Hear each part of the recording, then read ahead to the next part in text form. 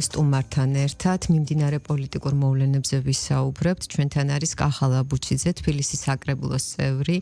სარევიზიო კომისიის თავმჯდომარე, ისნის რაიონის მაჟორიტარი. ბატონი კახა, მოგესალმებით. დიდი მადლობა, რომ შემოგვიერთდით. და რაც შეეხება ამ თემებს, რა თქმა უნდა, ძალიან ბევრია სასაუბრო, თუმცა ვფიქრობ, უპრიანი იქნება დავიწყოთ ისნის რაიონში მიმდინარე მემკვიდრეობის, კულტურული მემკვიდრეობის დამცავ ზონაში ავარიული სახლების ჩანაცვლების და გამოსყიდვის პროგრამით, რომელიც მიმდინარეობს და როგორც ვიცი, საკმაოდ წარმატებულად. გისმენთ. მოგესალმებით, ქალბატონო, მოესალმებით თქვენს მსმენელს. მადლობა მოწვევისთვის. რაც შეეხება ამ პროგრამას, შემიძლია თქვა, რომ ძალიან პოპულარულია, ძალიან დიდი ინტერესია მოსახლეობის მხრიდან. და თითქოს მეხუთე თვე მთავრდება და რა შედეგზე გავედით. მინდა ვთქვა, რომ პირადად ის მაჟორიტარები, რომლებიც ვართ ამ არეალში, ძალიან ხშირად გვაქვს შეხვედრები, პირადად მეც კვირაში ალბათ სულ ცოტა ერთი, მაგრამ ვფიქრობ 2-3 შეხვედრები გვაქვს არის კვირა კონკრეტულ მისამართებზე, სადაც მოსახლეობას აქ სურვილი ჩაერთოს და აქ უამრავი კითხვა, იმიტომ რომ არის ერთი რო იცი ამ პროგრამის შესახებ და არის მეორე უშუალოდ გებულობ თითოეულ დეტალს შენ დასმულ კითხვაზე გცემს პასუხს დეპუტატი, თბილისის განვითარების ფონდის თანამშრომელი და ამ ინტერაქტიულ შეხვედრებში ჩვენ ხო თითქოს თავარი იყო 100%-იანი თანხმობა. დიახ. და მიუხედავად ამისა, რომ მართლა ძალიან ძნელია თითოეულ მისამართზე, იმიტომ რომ არის უამრავი ოჯახი, უამრავი ინტერესი, არსებობს მაგალითად ინვესტორთან ურთიერთობა, არსებობს სხვა გამოცდილება და ამ დროს ეს არის სუახალი პროგრამა, პროექტი, ახალი პროდუქტი. და მიუხედავად ამისა, ჩვენ ჩემს სამაჟორიტარო ოლქში გვაქვს 4 მისამართზე, ანუ ეს უფრო მსვენელისთვის როგორც მეტად გასარკვევი 4 თბილისურ ეზოში, სადაც არის ახლობებით 7-დან 15 მესაკუთრემდე გვაქვს 100%-იანი თანხმობა. თითქოს გააქვს თანხმობა და დასრულდა პროექტი, მაგრამ ამ 5 თვის განმავლობაში ჩვენ სხვადასხვა სახის პრობლემებს დავაწყდით და იჩინა თავი. დაახლოებით დავითვალეთ და 7-დან 8 პრობლემამდე დავაწყდით და ვერ ვახორციელებთ.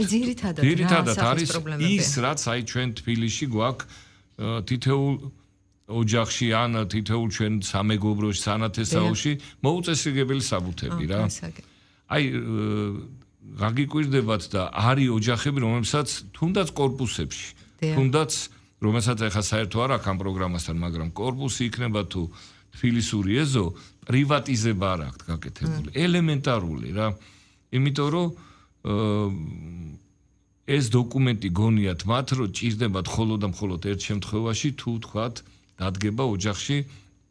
სახლის გაყიდვის და სხვა მისამართზე გადასვლის, მაშინ ნამდვილად თუ არ მოაწესრიგე, ეს არის შეუძლებელი. ამიტომ რატომღაც ელოდებიან და თუ ეს დღე არ დადგა, ეს თუმცა ძალიან დიდი ნაწილია ამისი რა თბილისში. ეხლა უცებ არის თანხმობა, ხო, მოწონთ პროექტი, მოწონთ, უნდათ მზად არიან და გიდასტურებენ, რომ სურვილი აქვთ მონაწილეობის, ასევე გიდასტურებენ, რომ დაელოდებიან სამხარაულის მიერ დადგენილ იმ კვადრატული კომერციული ფასის შესახებ, რომელსაც ის დაადგენს, მაგრამ იქამდე ვერ მივდივართ, იმიტომ რომ მიუხედავად თანხმობისა, დოკუმენტზე არ ჩანს ზუსტი მეპატრონე, თუმცა ეს ადამიანია, მაგრამ უნდა გაიაროს ეს ბიუროკრატია. ასევე ხდება მემკვიდრეობის პრობლემა, რომელიც ნამდვილად მემკვიდრია, ნამდვილად ასევე არაწესრიგებს ამ საბუთებს და ეხლა წარმოიდგინეთ, ამ 4 მისამართზე, თუმცა 10 მისამართზე თანამშრომლობთ და 10 მისამართია, რომელიც ინტენსიურად არის ჩართული. წარმოიდგინეთ, ეხლა დავალებებია გაცემული უკვე პირიქით ჩვენგან არის დავალებები გაცემული რომ აი თქვენმა ოჯახმა მოაწესრიგოს ეს საბუთი თქვენმა ოჯახმა ესევა და დაგვიბრუნდებიან იმედია ძალიან მალე და უკვე გადავალთ და ალბათ თბილისშიც უკვე გვექნება პირველი თბილისში გვექნება პირველი პრეცედენტები, როდესაც ჩვენ გვექნება იმის საშუალება, რომ თუ იქნება თანხმობა შეთავაზებულ თანხაშორის და მეპატრონის შორის, ჩვენ ბუნებრივია გამოვისყიდით ამ ეზოებს და უკვე გვექნება პირველი პრეცედენტები. თუმცა აი მინდა გითხრათ, რომ აი ძალიან დიდი მოლოდინია და ძალიან დიდი მზაობაა. და ისიც არის რომ ხანდახან ზოგიერთი სამეზობლოს სამათბე არის ახლოს და უჩვენოთაც უკვე ერკვევიან რასაბუთებია საჭირო, მაგრამ აი მერწმუნეთ კვირა არ გავა ორი როგორც წეგან თქვი 2-3 შეხვედრა არ გქონდეს და უფრო მეტი ინფორმაცია არ მივაწოდოთ და ასე შემდეგ. რა ვფიქრობ რომ ეს პროექტი იქნება ნამდვილად წარმატებული და ერთ-ერთი წარმატებული თბილისში, მაგრამ აი ესეთ ყოფით გარკვეული პრობლემებია, რომელიც აი როგორი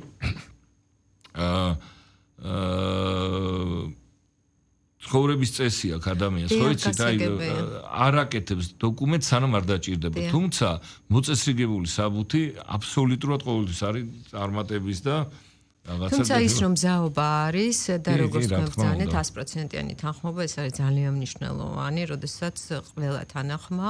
ალბათ დროში არ გაიწელება ეს პროცესი. დავიწყეთ დაახლოებით 1 თებერვალს ჩვენ ეს ზოგიერთ მისამართზე და აი დღეს არის 20 მაისი თუ არ ვცდები და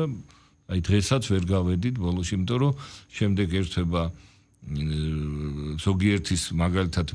სამემკვიდრო დოკუმენტი განსაკუთრებით, იმიტომ რომ ერთ-ერთი მემკვიდრე არის ქვეყნის გარეთ, ის უნდა ჩაერთოს Skype-ით, მერე ნოტარიუსია, მერე აი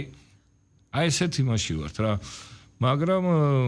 ვფიქრობ, რომ იმდენად საინტერესო პროექტი, იმდენად საინტერესო დროს დავიწყეთ ახლა ჩვენ, ხო? ადამიანებმა, რომლებმაც ამ წლებში ბოლო 25 წელში ვერ ნახე საერთო ენა ვერცეთ ინვესტორთან, ინვესტორმა ვერ ნახა მათთან. მეზობლებს შორის ერთმანეთის ხშირია, ახლა თბილისში ცხოვრობ და მეც მიცხოვრია თბილისურ ეზოში კი ერთმანეთში დაობენ, ერთმანეთში მე ეჭვით უყურებდნენ ინვესტორს, შემთხვევით ჩემი მეზობლის მოყვანილი ხო არ არის, მას უფრო მეტი ხო არის და აი მივედით იქამდე სადაც მივედით იქამდე რომ ინგრევა ეს სახლები, ყოველი წვიმის შემდეგ ინგრევა, ბუნებრივია მათ კონსოლიდირებულად რაც არ უნდა თანხა შეკრიბოთ არ აქვს ამისი საშუალება, იმიტომ რომ იქ ექსპერტიზას გარკვეული თანხა უნდა, არქიტექტურას გარკვეული თანხა, კონსტრუქტორს და რომ აი შენობა გააგდა ეს მიდის შემდეგ ძალიან დიდ თანხებთან და ბუნებრივია ეს პროექტი არის მაშველი რგოლი და დარწმუნებული ვარ ძალიან ბევრი თბილისური ეზო იქნება ეს არა მარტო ავლაბარი, იქნება სოლოლაკი, თაცმინდა, ჩუღურეთი, დიდუბის ნაწილი. ჩვენ დარწმუნებული ვარ ძალიან ბევრი ეზოში შევალთ აი ამ სიკეთით. ბატონ კახა, არაერთ გზის გაჟღერდა, მაგრამ კიდევ ერთხელ ვთქვათ, რომელ კატეგორიას ეხება ჩანაცვლების პროგრამა. ხშირად გვეკითხებიან ჩვენს. სხვა შორის ძალიან კაი კითხვაა. ძალიან კაი კითხვაა, კავტონინო, იმიტომ რომ არის ეზოები, სადაც წლებია მოხდა ჩამონგრევა, ანგრევა, იმიტომ რომ იმდენად დაბზარული იყო თქვა შენობა და გამგეობებს ყავთ გაყვანილი ქირით. ბუნებრივია, ეხლა აქ ჩვენ სხვა შორის აქ შევიტანეთ ცვლილება წესში, აი ამ 4 თვის განმავლობაში პირველი ერთ-ერთი ცვლილება ესეც იყო, რომ იქ სადაც ჩვენ ვხედავთ, რომ იყო ჩამონგრევა, იყო გამოძახებული შესაბამისი სამსახურები, გამგეობა ადასტურებს ამ ჩამონგრევას, გარდა ვიზუალურობის გაყვანილია ოჯახები ქირით. ბუნებრივია, აქ აღარ ვითხოვთ ავარიულობის დადგენ დოკუმენტს და პირდაპირ ვიწყებთ პროცესს და მივდივართ აი უკვე დოკუმენტაციის შეგროვების გზით, მაგრამ არის ეზოები თბილისური, სადაც მოსახლეობა იძახის, რომ ისინი ცხოვრობენ წავე ავარიულ შენობაში, თუმცა შეიძლება ნებისმიერ გამგეობას არ ქონდეს ამაზე ინფორმაცია, არ იყოს მომართვიანობა მანამდე. ბუნებრივია ჩვენ ესე დროს ვთხოვთ, რომ ამ ხანაგობამ წარმოადგინოს სამხარაულის ექსპერტიზის ეროვნული ბიუროს დასკვნა, რომ რა კატეგორია და თქვენ კითხვას რო უპასუხო, ანუ ჩვენ მესამე და შემდეგი ყოველი თქვათ ხარისხი არის ის რომელიც ღებულობს ამაში იქნება 3, 4, 5 ფაქტიურად შენობა აღარ არსებობს, მაგრამ დადგენისას ესეც არის. მაგრამ ხომ გეუბნებით, ანუ იქ სადაც ჩვენ არ გვაქვს არანაირი ინფორმაცია, გამგეობას არ აქვს, დეპუტატებს არ აქვს, ჩვენ ვითხოვთ დოკუმენტს. სხვა შემთხვევაში თუ როდისმე იყო ჩამონგრევა, ავარიულობა, ან რაღაცა რა ბუნებრივია ჩვენ გვაქვს ინფორმაცია ნებისმიერი გამგეობიდან და გვაქვს თბილის ლაბორატორიიდან დადასტურებული, რომ შენობას გარდა იმისა, რომ წავე ავარიულია, მასზე მოხდა და ვიზუალურადაც რომ მიდიხარ, ხედავ რომ რაღაცა ნაწილი ამ შენობის უკვე აღარ არსებობს და ზოგან გვაქვს ასე უსაფრთხოების ღობეები წლების განმავლობაში დამონტაჟებული და რეალურად აქ უკვე ეს საბუთი და ეს ბიუროკრატია ჩვენ ავიცილეთ რომ ახლა აქ არავის დასკვნა აღარ ვჭირდება კორპუსს რომელი ხარისხია. კი, ბატონ კახა, როგორც თქვენ ბრძანეთ, უკავშირი არის დადებითი მოსახლეობის 100%-იანი მზეობა, აქედან გამომდინარე წარმატებებს გისურვებთ ამ მიმართულებით და მოსახლეობასაც რა თქმა უნდა და ამასობაში უნდა აღვნიშნოთ, რომ თბილისის საკრებულოს დელეგაცია ვიზიტით იმყოფებოდა სერბეთში და საინტერესოა რას ემსახურებოდა ეს ვიზიტი. ვიზიტი ზოგადად საქმიანი ვიზიტი ყოველთვის მნიშვნელოვანია. ჩვენ ვიყავით სერბეთის დედაქალაქის საკრებულოს მიწვევით, ვიყავით 4 წევრი დელეგაციის, ვიყავით სარევიზიო კომისიის თავმჯდომარე, ჩემი მოადგილე ჩვენი მუხიანის მაჟორიტარი ცოტნე წვიტინიძე, ჩვენი უმრავლესობის ლიდერი ფრაქცია ქართული ოცნების თავმჯდომარე ზურაბ ჩიკვილაძე, ასევე გახლავთ ჩუღურეთის მაჟორიტარი და ფრაქცია ხალხის ზალის ხელმძღვანელი ბატონი ზაქარია ციკლაური, რომელიც ასევე გახლავთ სამგორის რაიონის ერთ-ერთი დასახლების მაჟორიტარი და ძალიან საინტერესო ვიზიტი იყო ბელგრადში. ჩვენი ერთ-ერთი მიზანი იყო ჩვენი მონათესავე კომისიის საქმიანობის გაცნობა და ასევე ჩვენი გამოცდილების გაზიარება, ძალიან მნიშვნელოვანი შეხვედრა ჰქონდა ამ მხრივ არა მხოლოდ საფინანსო საბიუჯეტო სამსახურის ხელმძღვანელებთან, ასევე ჰქონდა სოციალური და ეკონომიკური საკითხის კომისიის ხელმძღვანელთან, ჰქონდა ბელგრადის საკრებულოს თავმჯდომარის მოადგილესთან შეხვედრა, სადაც აი ამ თემებზე ვისაუბრეთ, გავცვალეთ ბუნებრივია ჩვენი გამოცდილებები და ასევე დავგეგმეთ სამომავლო თანამშრომლობის ძალიან საინტერესო გეგმები და ვფიქრობ, რომ მათთვის შესაფერის დროს, როცა იქნება მათთვის ხელსაყრელი, ჩვენ სიამოვნებით ამ დელეგაციას უმასპინძლებთ და ასევე ჩვენ, თუმცა ეს იყო ერთ-ერთი პირველი აი ჩვენ ორ საკრებულოს შორის და ორ დედაქალაქის საკრებულოს შორის საინტერესო ურთიერთობის დაწყება და ვფიქრობ, რომ ძალიან მნიშვნელოვანია ხა ბელგრადს აქვს ძალიან დიდი გამოცდილება. ძალიან საინტერესო ხალხი ცხოვრობს, ხოლმე შორის მართლმადიდებელი ხალხია და ძალიან მნიშვნელოვანია მსგავსი კონტაქტები რა განსაკუთრებით ჩვენთვის, რომელიც აი ბევრ ამაში აი ევროპის სახელმწიფოებიდან გამოცდილების გაზიარება რა თქმა უნდა მნიშვნელოვანია, ვფიქრობ ორივე მხარისთვის. კი ბატონო და როგორც ბრძანეთ, თქვენ მზად ხართ რომ უმასპინძლოთ სერბეთის დელეგაციას. კი, ჩვენ რა თქმა უნდა საპასუხო ვიზიტით, იმიტომ ინტერესი დიდია ჩვენი ქვეყნის მიმართ, აი ძალიან დიდია. და რა თქმა უნდა ადგილზე ოდნავ განსხვავებული მართვის სისტემები გვაქვს, ოდნავ განსხვავებული კომისიები გვაქვს და ასე რომ მათთვისაც როგორც შევატყე ძალიან მნიშვნელოვანია ამის მეტად გაცნობა, რაღაცები შეიძლება მათ დანერგო, რაღაცები ჩვენ შეიძლება ჩვენ გავითვალისწინოთ, რაც იქ ადგილზე გავიარეთ და ვნახეთ, ასე რომ ყოველთვის მნიშვნელოვანი ჩვენი დელეგაციები აი სხვათა შორის ძალიან ხშირად არიან საქმიანი ვიზიტები სხვადასხვა ქვეყნებში, სხვადასხვა ქალაქებში და ეს ისე და ისევ ამ დედაქალაქს, ისე და ისევ ჩვენ საკრებულოს მუშაობას და სამომავლოდ რა თქმა უნდა ჩვენი დედაქალაქის მუნიციპალიტეტის ორივე შტოს უფრო ქმედით, უფრო საინტერესო და დიახ და ყოველთვის დადებითი გამოხმაურება მოყვება. რა თქმა უნდა და მართალი გითხრათ ბელგრადი არის ყოფილი დედაქალაქი იუგოსლავიის და დღეს არის შვიდ სახელმწიფოდ იცი და მაგრამ საინტერესო იყო რა ძალიან დიდი დედაქალაქია მოსახლეობით ოდნავ მეტი ჩვენზე და ასე რომ მათ აქვს გარკვეული გამოცდილება თვითმმართველობის და ასე რომ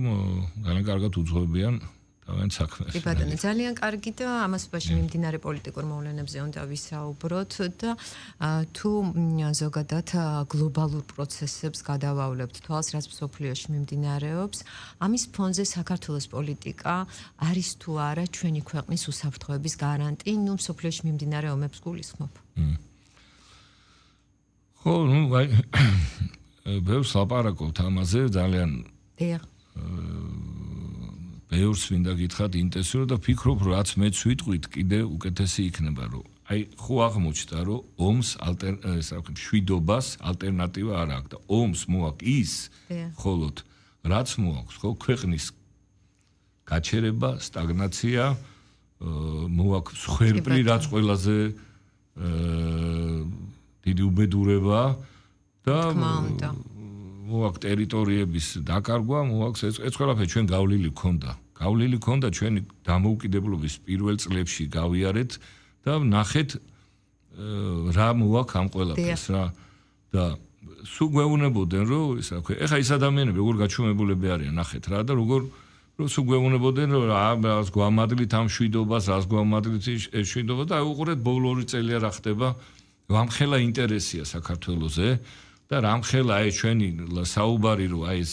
ნიშნულოვანი ტერიტორია რომ ეს არის დერეფანი, ეს არის აბრეშუმის გზის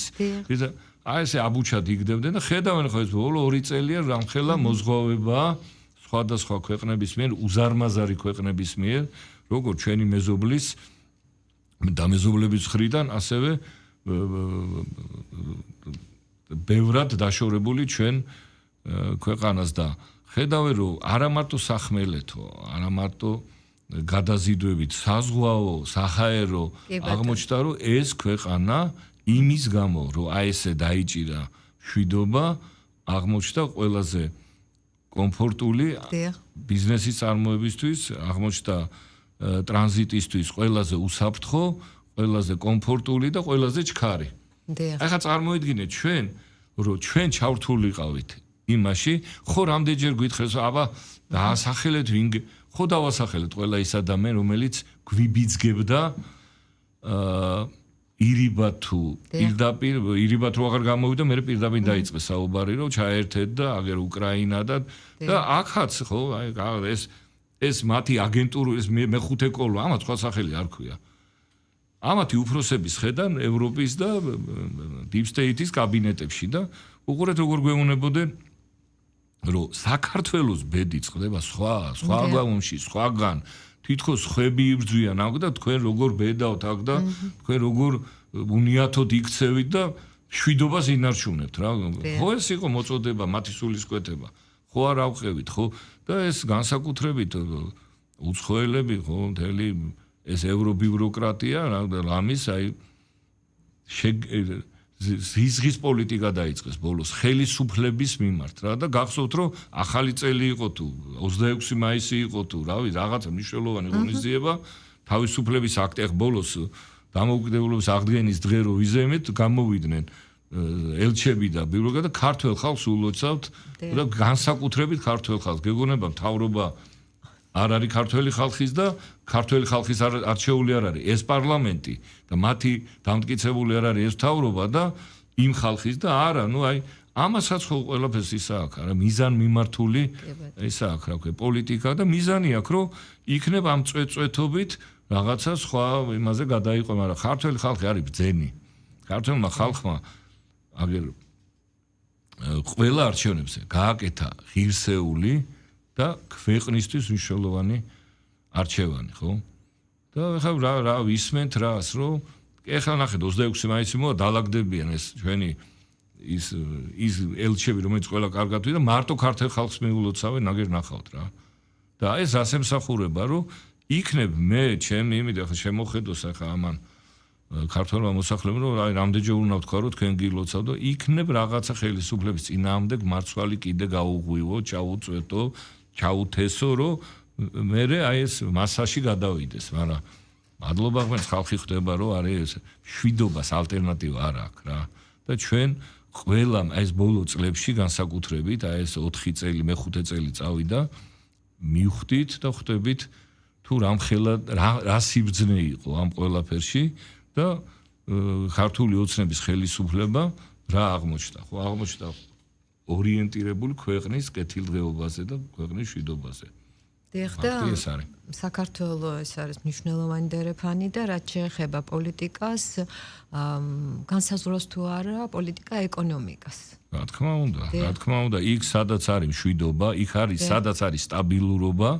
თქვენ თუ გახსოვთ აი რამდენჯერ ქვეყანამ სხვადასხვა წლებში ხო რაც ამოძრავთ რამდენჯერ მოვიტეხეთ ცხვირი ფეხი რა ვიცი ყველაფერი რომ გვეუბნებოდნენ რომ კი აი ეს პერიოდი 2-3 წელი კი სტაბილურად მიდიხართ მაგრამ კარგად მიდიხართ და ეს სტაბილურობა ჩვენ ვერ ხედავთ გრძელვადიანს და ისე აგიხდათ ყველაფერი რა 2008 წელი მოგვადგა მანამდე სხვა ის მოგვადგა სხვა კონფლიქტი ის კონფლიქტი და სტაბილურობას მოაქვს მხოლოდ კეთილდღეობა და ეკონომიკის წინსვლა ეხლა აყვავება რო თქვა მე გეტყვი მაგრამ ფაქტია რომ ველოდებოდით ერნიშნა ეკონომიკურ ზრდას და აგე პირველი კვარტალი დავხურეთ ორნიშნა ეკონომიკისტეთ ხო ეს საიდან მოდის სტაბილურობით გრძელვადიან სტაბილურობაში გადავიდა ეს ყველაფერი და თითოეული ჩვენთაგანი ხდება ამას და გრძნობს ამას ხო და რაც შეეხება მუდმივ ჩარევას ევრობიუროკრატიის მხრიდან და მაინც რა დგას ამის უკან რა მიზას ემსახურება და თქვენი ხედვა როგორია როგორ შეაფასებთ ამ ყველაფერს ხო აი ჩარევას რა აი წარმოიდგინეთ ის რაც მოხდა დანიის დედაქალაქ კოპენჰაგენში ეს რომ მომხდარიყო ჩვენთან ხო აი წარმოიდგინეთ ახლა რა იქნებოდა ხო დაალაგდებოდნენ წამყვანი ეს ჩვენი ევროპის ბიუროკრატები და ნუ გაგვატარებდნენ ხორცის საკებ მანქანაში რა და აქიდანაც არ დააკლებდნენ ხო როგორი აი საერთოდ არის აი რო იტყვიან გატრუნულები არიან და თითქოს არ მომხდარა ეს არა და რა მოხდა ხო შვიდობიან მოსახლეობისა მომიტინგეებს და მანიფესტაცია იყო აბსოლუტურად შვიდობიანი ესე იგი ჯერ ხელკეტებით ხო გადაუარეს აღარ აკმარეს და მერე ძაღლები შეუსიეს და დააკმენინეს და დააგლეჯინეს და რა ვიცი ხო და ნახეთ აბა რა რეაგირებაა არავით არის აი საერთოდ არაფერი რეაქცია არ არის ხო და საკმარისი და უყურე ჩვენთან რა ხდება ჩვენთან რა ხდება აი რამდენი ეს იმას არნიშნავს რომ შენ გაქვს ტელევიზია და რაც გინდა ილაპარაკო მაგრამ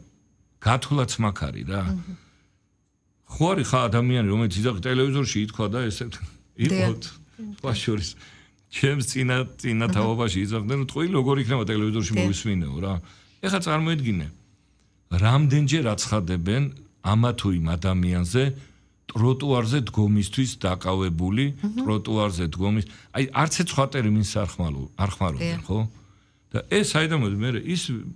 იქიდან წამოვიდა ეს პირველად თქვა ამ ევრობიუროკრატიის წარმომადგენლებმა რა თუმცა გაგიგიათ ახლა ვინმე მართლა ტროტუარზე დგომისთვის დაეკავებინოთ არა და მუხლი არის შემდეგი რომ ტროტუარზე ესე იგი ფეხით გადაადგილების ხელოვნურად შექმნისთვის ხო თქვენ არ გახსოვთ აი ესეთი ხელოვნურად ქმნიდნენ ხო გახსოვთ აი ესტეგადებს რო კეტავდნენ და გინდა თუ არა აქ უნდა შევქნა ეხლა საწობი უნდა შევქნა განწყობა წადი მოუვარეთ ეხლა აქიდან ბავშვები გაკიოდენ ახალგაზრდები იმ ფრაზებს რაც მათთვის იყო დავალებული პირადად მე გავხდი მაგის ხوارი აი გულწრფელად გეტყვით რა მე შემიზღუდა 9 აპრილი ხო? მე 9 აპრილს ვიყავი 17 წლის. და მე ვარ ის ადამიანი ვისწავლობდა მთაწმინდაზე და პირველი დღიდან 9 აპრილის ჩათვლით იქ ვიდექი მე და ჩემი მეგობრები მთელი თაობა ჩვენი. ნინო და ჩვენი სამეგობრო და ჩემზე 1 წლით პატარა იყო 51 სკოლიდან ბაშალეიშვილის და ჭოველიძე. და მისი კლასელები ჩემი მეგობრები იყვნენ, ხა მე ამათ არ ვიცნობდი სამწუხაროდ, მაგრამ ჩვენ ერთი თაობა ვიყავით 71 და ჩვენ ვართ ის ადამიანები, ვინც 9 აპრილი და ის დღეები რუსის კომენდანტის საათი და ეს ვიდეო, აი როგორ მახსოვს, იცით რომ ერთხელ ვიდეო კასეტის გამრავლება დავიწყეთ ჩვენ, რაც 9 აპრილის მეორე დღიდანვე და მახსოვს რომ ჩავიდე ეს ვიდეო კასეტა ერთ-ერთ ოჯახში, სადაც გავამრავლეთ. და უნდა წამეყოს ხისთვის რომ მეჩვენებინა იქ დამეტოვებინა იმ ოჯახმა ძალიან მთხოვა რომ არ თქვა აი რო დაგიჭერს იმიტომ რომ კომენდანტ საათი იყო კი ბატონ ძალიან ხო და ამას რატო ვიძახი ყველა ჩართული ვიყავით ამ პროცესებში ესე იგი ერთმა იმ ოჯახმა ძალიან მთხოვა რომ აი რაც არ უნდა გითხრა არ თქვა რომ მეც ახლა მე ჩემო მეგობრებმა რაღაც ის მივეცით ახლა მართლა არავინ არ ისე იყო ის კომენდანტებს შორის თუ რა ქვია იმ რუს სალდატებს შორის ისე გავიართ არ დაუნახივართ მაგრამ და მე მივდივარ 9 აპრილის ჩემ კოლეგებთან ერთად და ჩემ თანატოლებთან ერთად, რომლებიც მაშინ შეიძლება არ მეგობრობდით, არც ვიცნობ დღესვათ ახლა ჩვენ საგრებულო შედად და ახლა გავიცანთ, მაგრამ ჩვენ ჩემი ასაკის ხალხი რა, რომელიც და მივდივარ და ვიღაც ახალგაზრდები დგანან, რომლებსაც აქვს მითითება, რომ ახლა მე მეუნებიან მონა და მე აი მაინც დავდეთ რა გულზე რა უნდა უთხრათ ახლა იმ ბავშვებს ახლა ხო, მაგრამ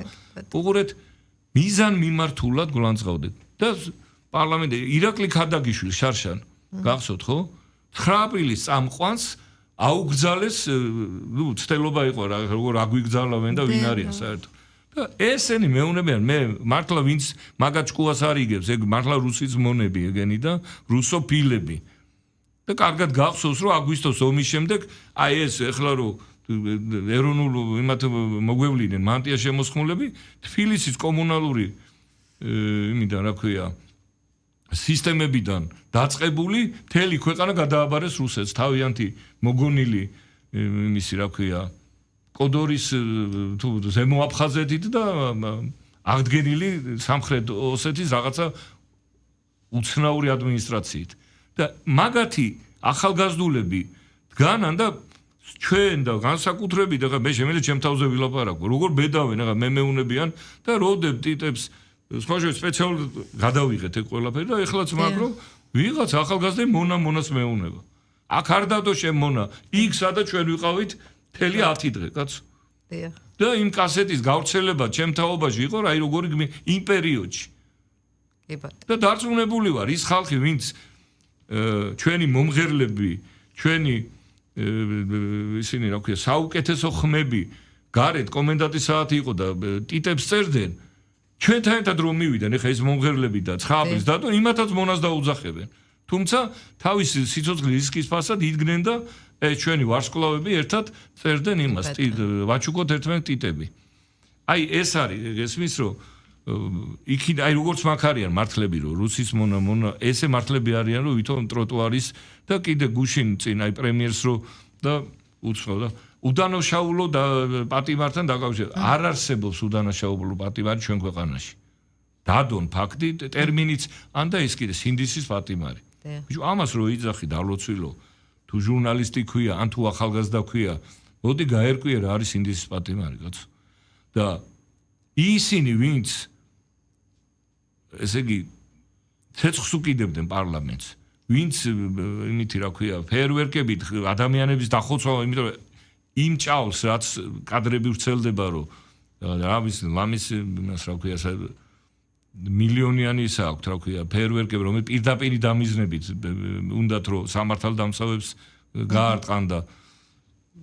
ისინი გამორიცხულია ხა მე რა კოსტავებად ამ ხალხს ვერ შეგვასაღებენ რა და ამის თქმის უფლება მეც მაქვს რა იმიტომ რომ მიცნობს ვიცის რომ მე ვარ ახალგაზრდული პოლიტიკიდან მოსული სტუდენტური მოძრაობიდან სხვებთან ერთად რა თქმა უნდა ხა და ესენი კადრულობენ და ჩვენ გვეუნებიან რომ თურმე ვიღაც არის ერთი სინდისის პატიმარი მითხრან მომიყვან და დაუდგები გვერდზე გულწრფელად ვიძახი მათ ხარეს იმ ადამიანის გვერდზე ვიქნები მაგრამ არ არის და ეხა რამდენი ტელევიზიაც არ უნდა გქონდეთ რამდენ ეთერშიც აღამოს არ უნდა დაჯდენ და დასხდნენ და ილაპარაკონ და თვალებში აღარო ხალხს ნაცარი რომ ამითი და ეს ასემსახურე მართლა იმ ადამიანების გულშემატკივრები კი არ არიან იქნება ამით მაინც აწიონ რაღაცა უფრო მუხტი უარყოფითი იმის რა ქვია სულ მაგას ვიძახი, რომ არ გვინდა ესე რა, პოლარიზება გავლილი გვაქვს ჩვენ 90-იან წლებში. არაფერი კაი ჩვენი ქვეყნისთვის ამას არ მოუტანია რა. და იმ 9 აპრილსაც, კაცო, თუ ასე გინდა ხო? ყველა მივდივართ, აბა ნახეთ ერთი თუ გავაგზავნეთ, ვინმე მაგათ რომ მიქონდათ და თუ ვინმე შეურაცხყოფა ერთი მიახენა. და რა ვინმე დაიჯერა საქართველოში რომ მაგათ უფრო დიდი გულშემატკივრები არიან და მაგათ უფრო სხვა განწყობით მივიდნენ თუ რიგითი ქართული ოცნების ან ხარდამჭერი ან წევრი თუნდაც რა. ასე რომ ეს ყველაფერი ემსახურება ერთ რამეს, ხო? და ეხლა კიდე 26 მაისზე იწახიან რაღაცას, ხო? მაინტერესებს ცოტა დრო დაგვრჩა და ამაზეც რო ვისაუბროთ, 26 მაისი ახლოვდება, მზადების პროცესი მიდის, რადიკალური კოალიცია ემზადება და ზოგადად, ანუ არსებობს ეს რადიკალური კოალიცია, მათ ერთობას როგორ ხედავს? ჯერ აი მართლა ამათ რა გონიათ ეს ქართველი ხალხი, ქართველი ამომრჩეველი ხარ, რომ აი ამ რაღაცა იაფასიანი და ხა ახალი წელი ხო არ გვაცალეს. ესე იგი ბავშვები არ მეუშვეს ახალ წელს ნადვიცხეზე რა. გარკვეულმა რაღაც 100-მდეც არ იყვნენ, მაგრამ მოვერიდეთ მაგას დაპირისპირებას, პოლარიზებას. რა ვიცი, 9 აპრილზე მოგიყევით და 2-9 აპრილია როგორ იქცევიან, ხო? ეხლა ჯერ ბაქიბუქობენ რამდენი თარიღი უნდა დაანონსონ, ხო? ხო იყო აგერ 4 ოქტომბრის არჩევნების დღეს რა ქონდათ გეგმაში და რა შეძლეს და ამდენი ხალხი მიიყვანეს, ხო? და ეხლა 26 მაისს ისევ იმასა არ გამოუვათ არაფერი, გამორიცხულია, მე თქვენ რაღაც ამდენჯერ დაირქვეს კოალიცია და რამდენჯერ ვერ ვნახეთ ვერანაირი ერთობა. ეხლაც კაცო, ობიექტური თვალით რო გითხრათ რა. იძახიან კოალიცია ვარო და შემდეგ იძახიან რომ მე ამასთან არ დავждები, მე ამასთან არ დავждები, თუ კოალიცია ან ერთად დაწყედით, ან ეთერში მაინც ნუ ჩვენ დასანახად მაინც ნუჭავთ ერთმანეთს, კაცო. ასე რომ არაფერს არ ველოდები 26 მაისს, ჩვენ ისევ ღირსეულად ჩავატარებთ მორიგ ჩვენ ძალიან მნიშვნელოვან თარიღს ამ დამოუკიდებელი საქართველოსთვის, ისევ იქნება ფიცის დადება სხვადასხვა ქალაქებში, ისევ იქნება საზეიმო და იქნება ბევრი დროშები, ბევრი გაღიბებული სახე და ყველას თქვენ რომ ამ პოლარიზებას აგერ არის არჩევნები რა. არჩევნებზე თუ რამე უნდათ აგერ გააკეთონ და აგერ არის ქართველი ხალხი და ამ პოლარიზებით ჩვენ ვერაფერს ვერ ვივიზამთ, ვერ ჩვენ და ვერც ეგენი რა. და ეს ძალიან ცუდია ამ ქვეყნის და ეს ქვეყანა არ ჩვენია, არც მაგათია და ეს ქვეყანა არის ყველასი, როცა რა თაობაც არ უნდა იყოს, რა პერიოდიც არ უნდა იყოს. ჩვენი ვალდებულება ქვეყანაზე ზრუნვა და არა ერთმანეთის და ერთმანეთის ოჯახებისთვის კიდე პოლარიზება რომ იმას არ დაელაპარაკო, იმის შვილს არ და იმის მამა ნახეს ადმუშაობს, ამის დედას ადმუშაობს და ეს არის ყველაზე ცუდი ავადმყოფობა და სენი რაც ნებისმიერ ქვეყანაში შეიძლება ქონდეს, მათ შორის ჩვენ რომელიც გამოვლილი გვაქვს რა. მართალს ბრძანებთ ეს ქვეყანა ყველასია და იმეც ვიქონიებთ და ვფიქრობთ რომ მომავალი ნათელია და რაც შეეხება პოლარიზებას დასრულდება ეს. ჩვენ ამის ძალიან დიდი სურვილი გვაქვს. მადლობა ბატონო კახა. აი ესეთი საინტერესო საუბრისთვის, წარმატებებს გისურვებთ. ჩვენს მსმენელს და მაყურებელს კი ვეტყვი, ჩვენი სტუმარი იყო კახა ლაბუჩიძე, თბილისის საკრებულოს წევრი, სარევიზიო კომისიის თავმჯდომარე, ისნის რაიონის მაჟორიტარი. მადლობა დროებით.